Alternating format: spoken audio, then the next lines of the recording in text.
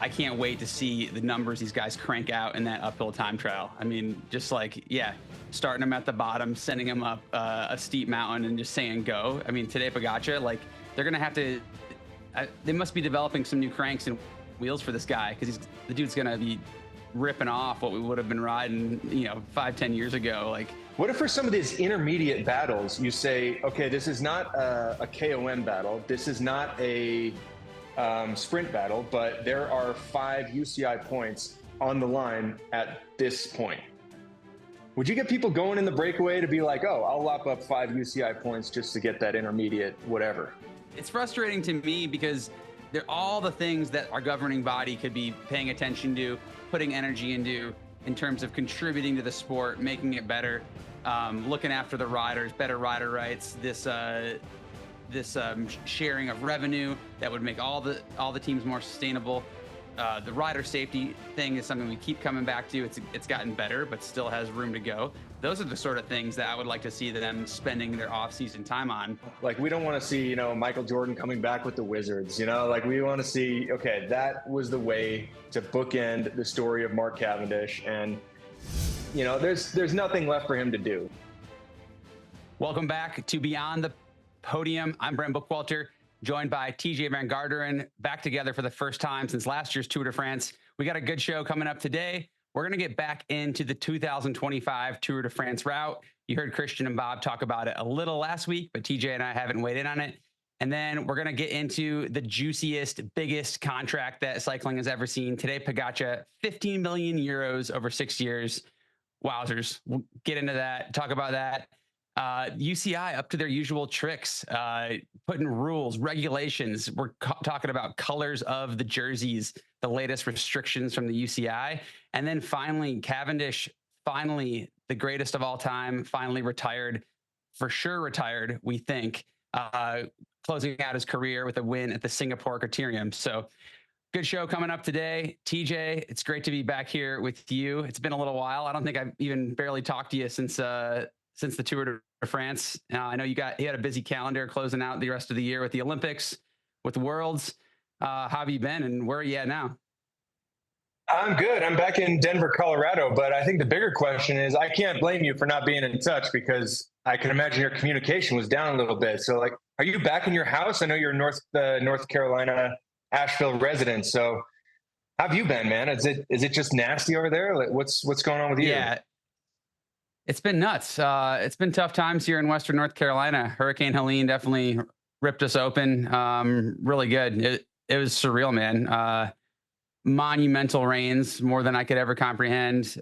Crazy winds, all compounding for just this really pretty horrific, grim scene of lives lost, huge catastrophic toll on property damage. And then our mountains, man, like our mountains and our forests and our trails are just destroyed. So we had a big month. We were pretty much out of our house for almost a month, had a big couple trees fall on it. And fortunately, we're all okay. Everyone's all right. And we had some good support from the region and the community taking care of us. And now we're getting back into rebuilding. So yeah, our family, Jamie and I and the kids, we're all doing well. But it's going to be a long road digging out. So might have to go out west and do a little skiing on your end in Colorado or Montana just to get a little undamaged mountain time this winter. You're in Colorado now, right? Yeah, I'm in Colorado. Yeah, well, I mean, thank God you guys are okay. I mean, that's most important. And hopefully things are okay with the rebuild. Hope you're get back to normal life. But anytime you want to come skiing, man, Jessica's actually going to be instructing up in Aspen again this year. So she might be able to hook you up with a pass or, maybe something. Now we're talking. Yeah.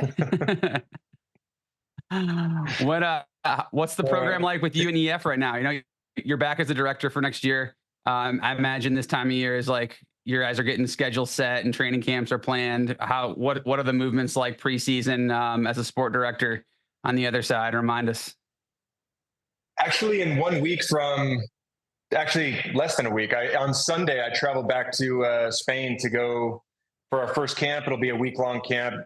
A lot of that just kind of bookworking stuff, get the photographs taken, have the meetings with the riders, get everyone's schedule set, a little bit of light training, but mainly just logistical stuff.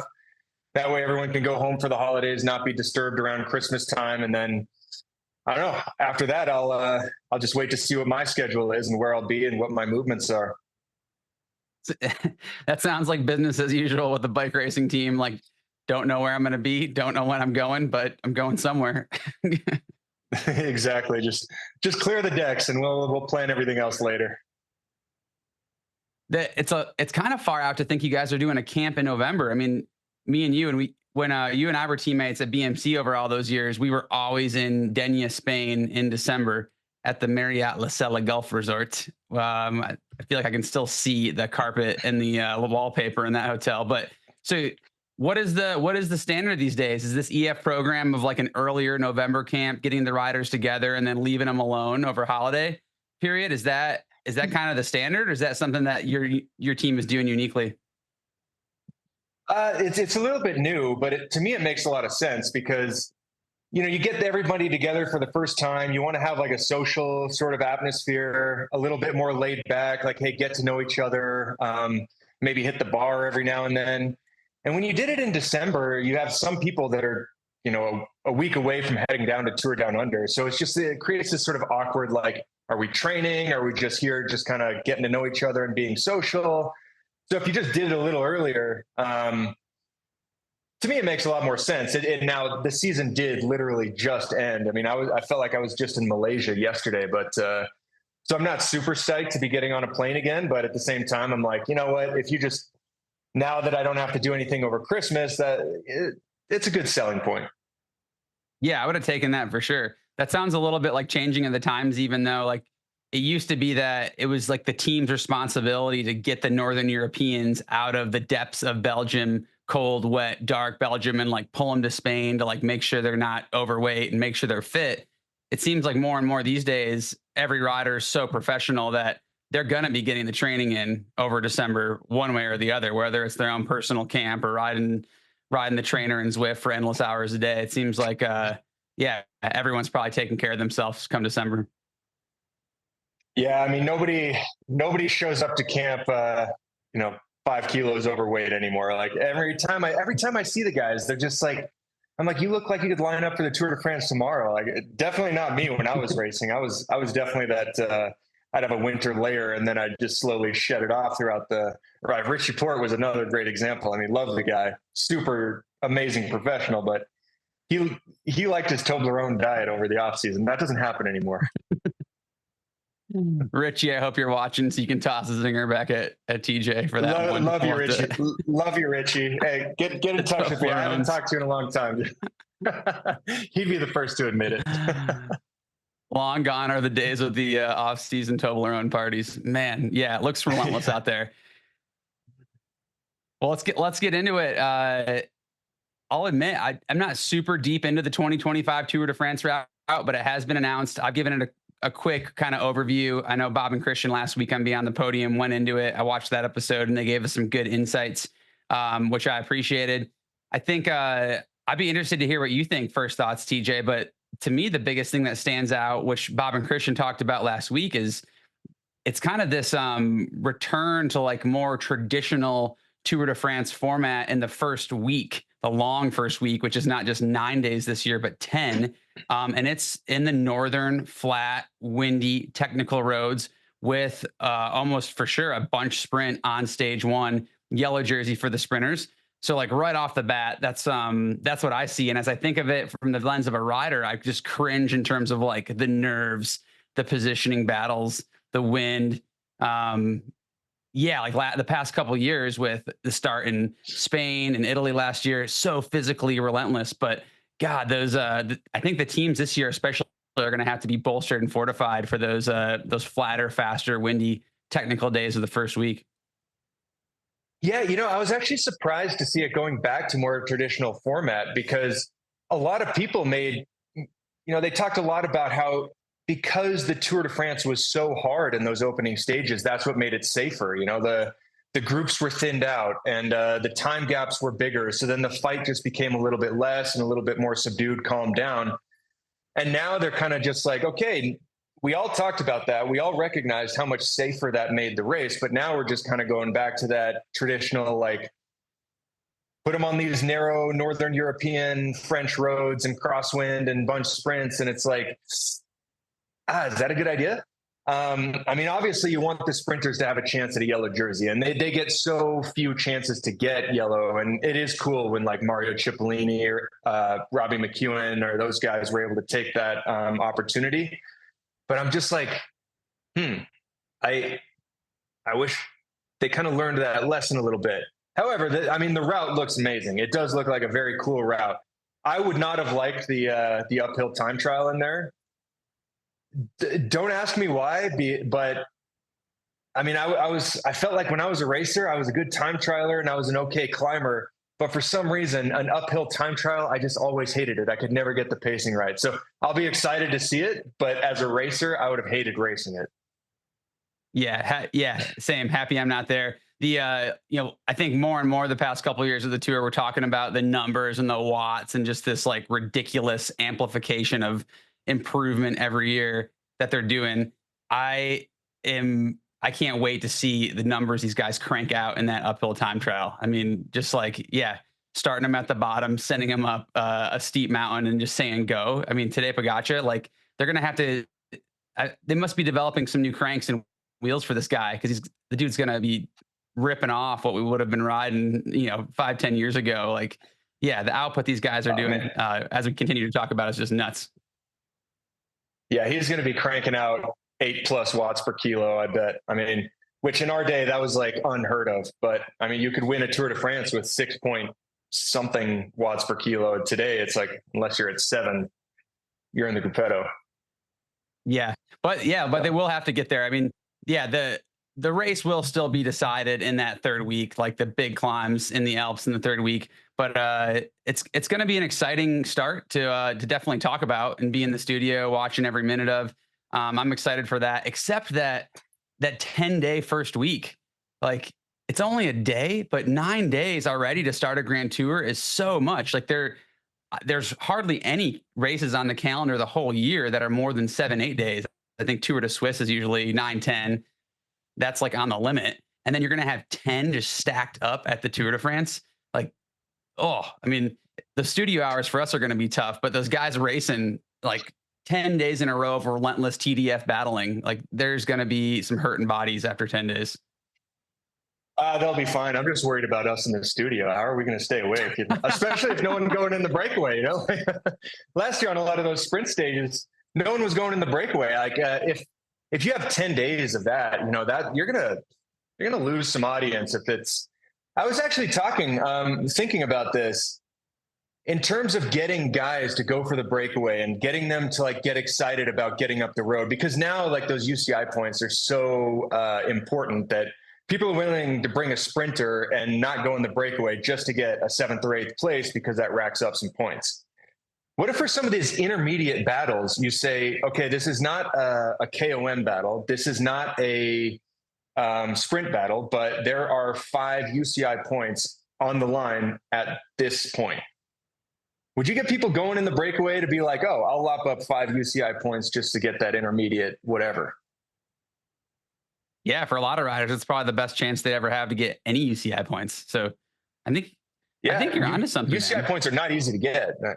Hey, Christian Prudhomme, if you're listening to Beyond the Podium, give it a shot. I mean, you've been doing that with the time bonuses. Like last year, he was doing that with the time bonuses. Are there going to be those same time bonuses? I don't know if they have that. We might need to wait for the tech guide to come out before we find out about that. But so we'll find out about that later. But I like that idea. UCI's have had their hands full with other matters, which we'll touch on here in a few minutes. But let's move on from the 2025 TDF. And then one of the other recent headlines in this off-season period, not a lot of racing action, but there's still action. There's still news. And one of the biggest headlines is the mega contract of Tadej Pogačar, 50 million euros over 6 years.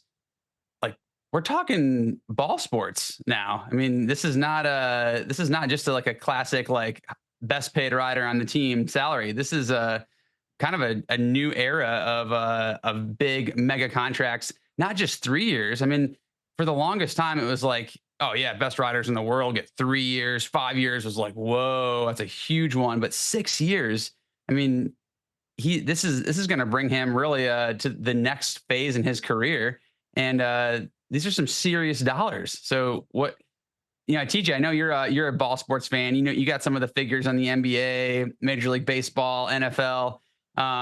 We're still not to the level of the best ball sports players in the world, but for cycling, this is unprecedented. Yeah, no, I definitely like seeing The Rock getting pushed up the hill for cycling. It's about time that the guys are getting the respect that they deserve. But I would still say that Tadej Pogačar, for as much star power as he brings to the sport, is massively underpaid. I mean, you look at just as comparison. If you look at the NBA, 8.3 million would get you a solid 3-and-D player, probably somebody coming off the bench, maybe a little bit of a journeyman, like gets traded to some other teams here and there. I mean, the best player, like the highest paid guy, Steph Curry, makes 45 million a year. Now, I mean, I know that, it's hard to compare, but and also when I compare it to, the times when we were riding, yeah, he's making more than, say, Chris Froome was back then. There were rumors of Chris Froome or, Sagan was a very high pay rider. I think they were making, between 4 and 5 million. So yeah, it's a big step up. But if you think about that, was all the way back in like 2012, 2013. You look at the highest paid basketball player in 2012, like Kobe Bryant, 25 million. And now it's 45 million for the highest paid guy. I'm just like, I don't know what cycling needs to do to kind of catch up, because you can't tell me that the viewership is not there. In July, the decks are cleared. The NBA is no longer going. They finish up in June. Football hasn't started yet. Like cycling is what everybody around the world, it's just a global thing that everyone's watching. And I don't know what it means. If it means that the riders start sharing in TV revenue, or if I were Tadej, I would go and I know he's going to probably get start money from some events. I'm sure he got some start money from the Giro, but I would leverage that in a different way. Say, look, how much does it benefit you to have me at your race? Well, in that case, I'll take whatever TV revenue you guys get. I take 5% of that. Or maybe the team leverages that. If you guys want Tadej there, you're going to have to pay us this. And then that could be a way to start actually pulling in some of that revenue that the teams don't see any of. And that's when you're going to start seeing us to get just inching closer to some of those ball sports. Yeah, it definitely isn't apples to apples, but I think, it's still deserved. It's a ton of money for cycling, but the guy the season he had last year is, as Christian and Bob were saying last week, just out of this world, never seen before, best of all time. And the sport deserves to pay him at least that much. So TJ, bring me back. I'm thinking about, our time racing together, some of our leaders that we had, and even you were a leader on Team BMC, a big budget team in our career. Can a rider get paid too much? And I don't mean that obviously careers are relatively short. You got to take what you can get, but we've seen it before where salaries go up, then pressure goes up, expectation goes up. Tadej Pogačar just had a season that it's gonna, let's face it, it's gonna be hard to match that and be as good, because if he does anything but win nearly every race he points his finger at, it won't have lived up to last year.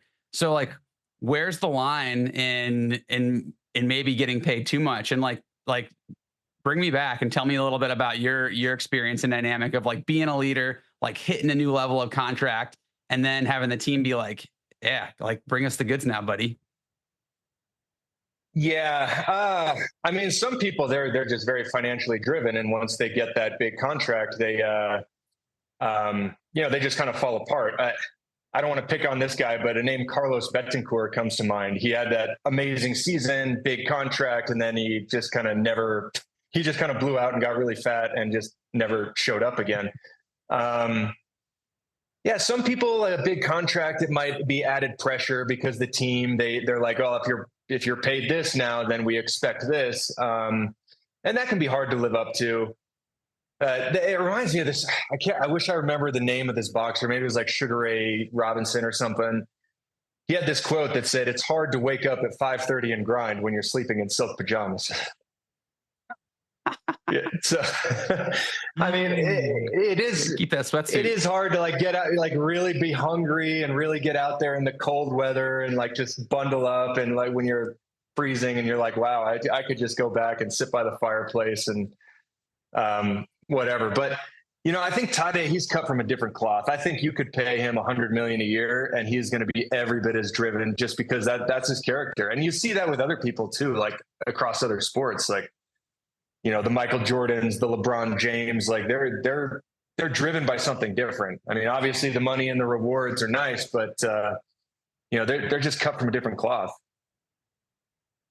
Yeah, no doubt. I mean, love it or hate it. When we went down that path, that rabbit hole last year during the tour, when we were standing next to each other in the studio too. But like, the dude is as hungry as ever, even after winning everything and being on the cusp of winning the Tour de France last year. He still wanted more and he wanted it all. So I'll totally agree with you there. And that the big payday, the monumental salary that he's getting, that's unprecedented in cycling, it's not going to, those silk pajamas that Tadej's wearing are not going to slow him down at all. The dude still is going to be hungry. He's still going to want to be that showman and go out there and take it all, or for better or for worse, which kind of brings up another thought I had when we consider his contract, is going back to that salary cap discussion. I remember last year when we were watching the tour, you're getting frustrated. Like the guys, like, of course they're winning. Like you look at that UAE lineup that he has, it's not just they're paying him a bunch of money. They're just so stacked. It's like, how can anyone compete with that? And so now that we're talking a specific rider's salary, such a large amount, we're talking his salary as much as some teams' complete budgets. Like, should we be talking salary cap, get some parity in the world of cycling? Oh, I don't like that salary cap idea. I mean, I know I'm totally contradicting myself, because I'm the guy who was saying, "Oh yeah, it's not fair. Like, look at that roster." I mean, all it's going to do is artificially deflate the rider's value, because like you're not going to be able to pay them what they're worth. And I think that cycling needs to be worried more about pushing that rock up the hill and actually, you know, getting riders paid what they deserve, rather than artificially capping what they are actually worth. Now I will say, like, I tend to be a little bit harsher on UAE, just because it's basically they're funded by a country. And you look at like Jumbo, that's a business. That's free market capitalism, and they're looking for advertising dollars by funding a team. And you know, they've been able to raise a lot of funds, but UAE, that's just kind of unlimited, and that's where it just gets a little bit like, well, that's not really fair. Imagine if the British royal family had a. I know I am talking out of both sides of my mouth, Joel. I mean, I'm going to take these earpods out the next time you interrupt me. Oh, I want these little sound bites to hold you too come July, man, when he's off on a tear again. Look, I don't know. It's UAE. I mean, I'm happy for what they're doing for cycling. They're putting a lot of money into it. It does make for some, you know, it's hard to find parity with, but I mean, I guess maybe that's why I'm rooting more. I'm more on the Visma camp, I guess. But and I love Tadej Pogačar. He's an amazing cyclist. But that's kind of probably why I was rooting for him a little bit more. But and another thing too is that he is so good that sometimes his tactics aren't really there, because he can just cover up any sort of mistake that he would make just by being so freaking strong that he doesn't actually have to think through a race. Because sometimes you actually see him and he does something a little bit not smart. Like look at the World Championships, for example, this year. Like that was not a smart move, but he's just so darn good that he just can win anyways, which is great. But I sometimes I'm like, man, you're the only guy who can get away with that, and that's that's a little bit maybe not a smart move, yeah. But hey, that rainbow stripes, that's a smart looking jersey on him. Oh, he's gonna wear it well for sure. He's gonna wear that thing well. Yeah, that's gonna be something to see. It's actually nice that we don't have a Tadej Pogačar stage 1 at the TDF, because we're gonna get to see those rainbows flying. Man, I mean, he's out a young rider finally. We don't think he's gonna take yellow on stage 1. Who the heck knows with Tadej? but like it's nice to see the yellow jersey at the Tour de France. So yeah, a little serendipity in that course design and who's wearing the rainbow jersey, and that like we'll get to see that rainbow fly in France a little bit this year as well. Yeah, no, Tadej, he needs to do as many one-day races as he can, because anytime he does a stage race, he's going to pick up the jersey on day one. We're not going to be able to see that rainbow jersey. So he needs to do Strade Bianche, he needs to do Liège, he needs to do Flanders, because we need to get some good images of that rainbow. Yeah, and I think that'll be a topic for the coming weeks as those rider like schedules become honed in. I know, yeah, the backroom team director conversations that you're in now those are all taking place, and riders' schedules are being strategized. So, yeah, more of where we're going to see Tadej, Jonas, all the big contenders in the coming weeks. Speaking of jerseys and talking about colors, the UCI, these guys, man. They blow my mind with what they spend their energy on. They've now put more restrictions on the colors of teams' jerseys so they don't conflict and overlap too much with the Grand Tour's leaders' jerseys. And I appreciate what they're trying to do in terms of like the goal of wanting to distinguish those jerseys. Those jerseys, they need to have value. They're recruiting sponsor dollars. You want them for the viewer to be able to grab on to the yellow jersey, the KOM, the green. But when does it stop? And like at what point then, we were talking a little bit before, which I'll like tee us up back into that, is like maybe we're just go US ball sports style. Like everyone's got a sort of like template jersey. They got their number, they got their name on the back, and yeah, and none of those colors are that of the leaders' jerseys. Yeah, I mean, I would love that. That's music to my ears right there. How cool would it be to have like a Bookwalter number 84, like your big name in block letters, and whatever number you choose. I said 84 because I know you're born in 84. I got a lucky one. I'm 88, so I got a ton of ballers who wore in 88. But I didn't read the whole UCI rule, because obviously EF, it's pink, and the Giro d'Italia jersey is pink. But what we do is we switch out our jersey for the Giro d'Italia. But if they're going to say that we can't have pink at all, which is I'm not sure if that's what they're saying. That's a huge, huge brand. Like Education First, their whole brand is pink. That's going to maybe deter some sponsors. I mean, I know we were talking earlier. Imagine if Coca-Cola wanted to sponsor a team. That would be a massive, massive sponsor to have. But of course, their branding is red. Is the UCI going to say, no, you're not going to be able to wear red because it conflicts with the Vuelta a España leader jersey? Because to me, that would deter sponsors from wanting to even put their dollars in if they can't have what's traditionally their brand associated like with their color scheme. I think it's fair if they have to change it for the race. I mean, I have no problem with that. The same thing that EF does every year for the Giro. But to just say like, no, these colors are completely off limits. Well, there's only so many colors to choose from. And already this year, imagine like all of those teams, we were having trouble picking out, so many teams looked exactly the same. FDJ looked like Soudal Quickstep that also looked like blue. There was a lot of blue, and there was another one. There was, anyways, I think you get the idea. So, like already teams, they're hard to decipher between one another. And if you say like, no, you can't have any of these colors, everyone's just going to be kind of blue and white out there. Yeah, and that's one of the reasons there are so many blue teams, because aside from one of the secondary jerseys at the Giro, like there are really no blue jerseys. So that's like an easy win, slam dunk. But yeah, you start saying no, all the colors of the leaders' jerseys are off limits. Yeah, I don't know. I don't know what the answer is, but it's frustrating to me because they're all the things that our governing body could be paying attention to, putting energy into in terms of contributing to the sport, making it better, looking after the riders, better rider rights, this sharing of revenue that would make all the teams more sustainable.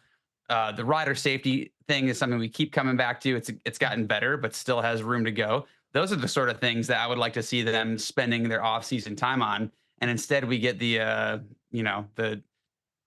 color palette police coming out. And yeah, I don't know what's next. So they're going to, first race of the year, they're going to show up just like they do with the TT bikes with a jig. They're going to have like a little like see-through color template, and they're going to go like check someone's jersey and be like, nope, it's too close. Like you're out. Or like, here's your white generic jersey.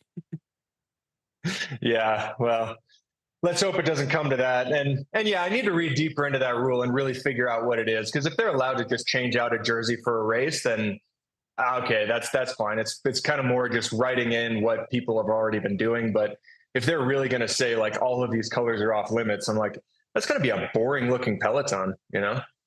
Yeah. I don't know. I just like bagging on the ECI, honestly. I mean, they're not that they don't. They're Yeah, they do any good in our chance we sport get, too. any chance we get. They're absolutely needed. But that brings me back to one of my one moment from last year's TDF that I love to see and was just shocked of how the UCI responded. And I'm drawing a blank on the rider's name, but a French rider stopped to kiss his wife out on the course and got fined for harming the image of cycling. And yeah, that was another one of these, like, what? You got to be kidding me.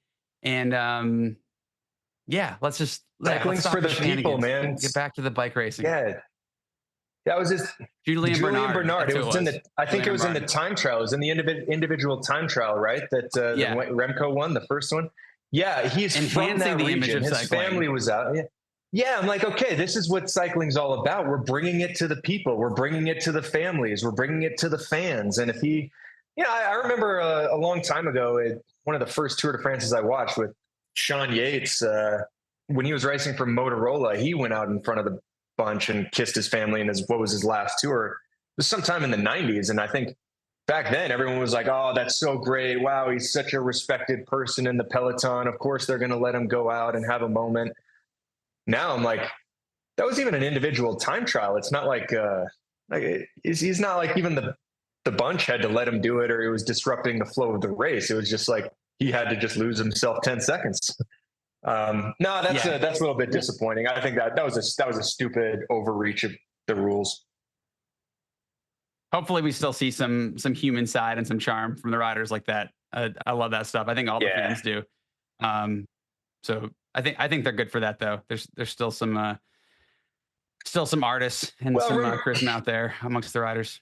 Remember when they first started cracking down on throwing the beat on rule, like you're not allowed to throw bottles, which is a great rule because, if you're just going to chuck a bottle out in the middle of nature, that pollutes and nobody wants to see that. It's just littering and, and everyone trying to be environmentally conscious. But, I remember there was something about our old teammate, Mickey Shard. He handed a beat on to a kid or just kind of like lightly tossed it to a kid's feet and he got thrown out of Tour of Flanders. And then, so it's like they start with the rule and they start with it being very strict. And then after a while, they're kind of like, okay, now we can kind of bring in this human side. Like we're going to start with like an iron curtain and then we kind of leave it open for interpretation. So I think that's what's going to happen with the UCI, especially with things like with Bernard and also with, the color scheme. They're going to be like, they'll start hard, but they'll dial it back.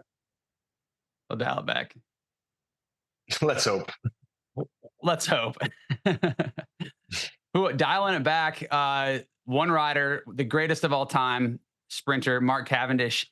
This guy is finally going to be dialing it back. He is officially retired. A lot of speculation this offseason of, is Cav coming back? Is he going to do it again? We kept hearing those quotes and those sound bites like, I love it more than ever, and I still haven't decided. And I was thinking like, come on, man, you're done. We know you're done. But then just like we said every day last year, it's like, ooh, Cav, can't count him out. But yeah, seeing him in a sort of a poetic storytale finish in the Singapore TDF Critérium that he just won, I think was scripted to win. What we saw from him there, it looks like he's ready. It looks like, I think he'll definitely miss the sport. And we're all really going to miss him, but he is finally done. He's not going to go away. I think we are going to see him popping up. He's going to be involved, whether it's in a performance director role, a director role, sprint coach role, hugely influential with a bunch of the top brands in cycling. We'll keep seeing more Cav, but we'll miss him out there. We got to get Cav in the booth with us. Oh, calling the favors, man. You got the better relationship with him than I do. Oh man, how cool would that be to see Cav in the booth with us? We'd have so much fun with it. It would be nonstop laughs with him around. But no, I'm glad he didn't do the whole Tom Brady thing. Like, oh, I'm done. Oh yeah, just kidding. Psych.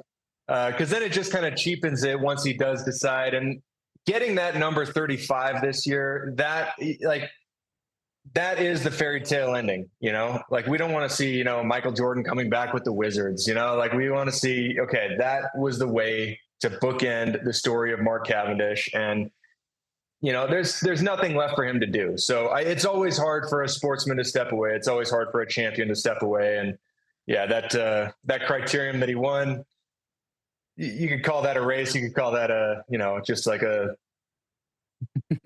mean, let's face it, that race was scripted, but you could see, what he's peddled he's gotten everything out of himself that he could possibly do. And he'll be honored and he'll be celebrated, whatever he decides to do next. But thank you for the emotions that you gave everyone, but let's just hang it up, man. Nice time to do it. Yeah. Mark Cavendish, nice image, seeing him win at the Tour. And then, yeah, even though it was a bit of a scripted win, the nice thing about that scripted win in Singapore is I think all the riders there were also happy to be involved with that. They're all happy to play the part and do the parade and see him do it and have the big sort of exhibition and celebration of it. So yeah, not all those end of season criteriums do have so much meaning. The farewell of a true legend. Is there going to be anyone else who could we even fathom going into that legendary category of 35 TDF stage wins? I mean, the only one on the top of my mind right now, maybe is Tadej Pogačar. But even then, it's he's got a double. He's got a more than double his wins. I think he has 17 right now. So he's not looking like he's slowing down anytime soon. He racked off 6 this year. 6. I mean, true. I think that equals Cav's best tour. I think Cav had 6 back in 2010.